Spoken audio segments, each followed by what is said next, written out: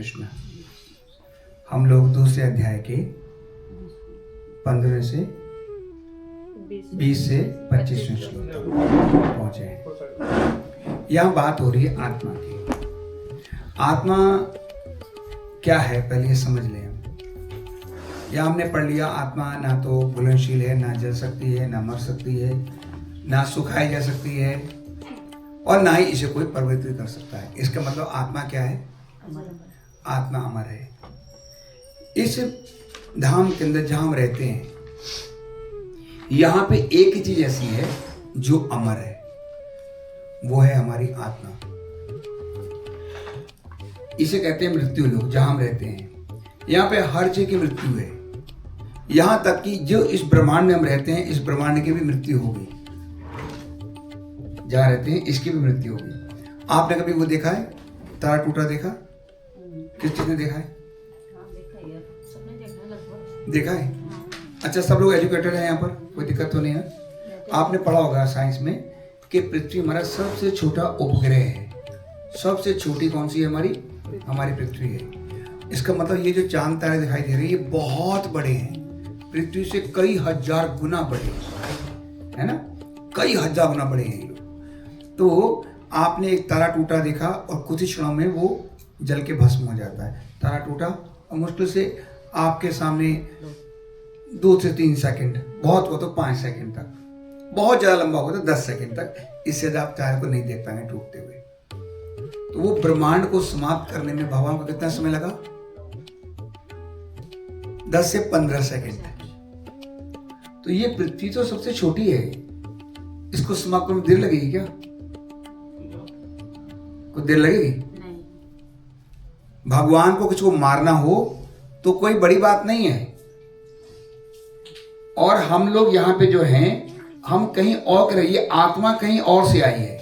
ये कहां से आई है? ये भगवान के धाम से आई है, इसलिए ये अमर है।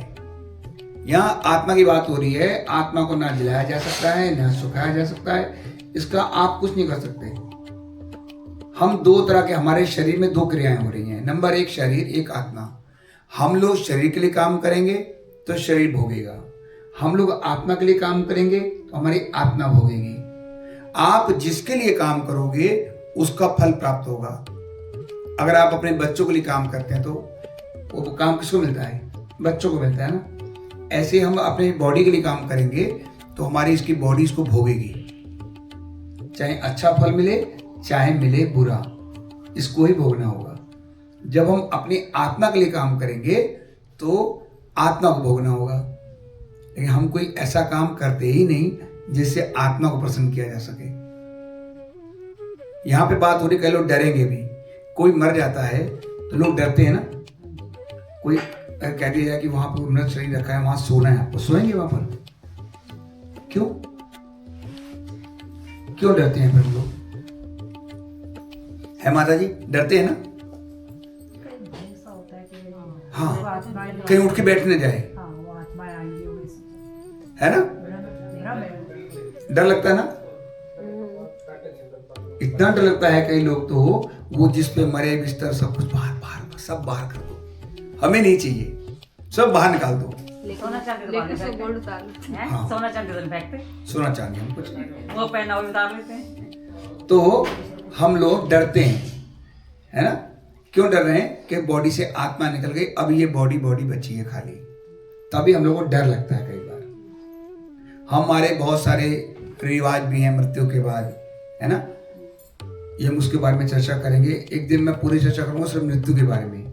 यहाँ आत्मा की बात चल रही है, इसलिए आत्मा, जब तक ये आत्मा परमात्मा से मिलेगी नहीं, ये तब तक सुख ढूंढती रहेगी। हर व्यक्ति आनंद ढूंढ रहा है ना? यहाँ क्या कर रहा है हर व्यक्ति एक खुशी ढूंढना चाहता है, लेकिन मिल नहीं रही है वो। हर व्यक्ति आनंद ढूंढ रहा है, कभी मकान बनाने में, कभी सुंदर पत्नी में, कभी सुंदर बच्चों में, कभी जगह घूमने में। हम आनंद ढूंढ रहे हैं। जब तक इसको आनंद, परम आनंद नहीं मिलेगा, ये खोजती रहेगी। ये खोज क्यों रही है? बात आती है खोज क्यों रही है? इसका मतलब इसने आनंद के स्वाद की अनुभूति कर रखी है। जैसे आपने आम खाया है तो आपको आम का स्वाद पता है, लीची खाई है, स्वाद पता है ना? आपने संतरा खाया है, स्वाद आपको? आपने जहर खाया है, नहीं स्वाद पता है? नहीं तो इसका मतलब क्या है कि हमने जिस चीज को नहीं खाया है उसका स्वाद भी हमको नहीं मालूम है, और जो चीज हमने खाई है, जिसकी अनुभूति हमने की है, हम उसको समझ सकते हैं। इस आत्मा ने वो आनंद की अनुभूति कर रखी है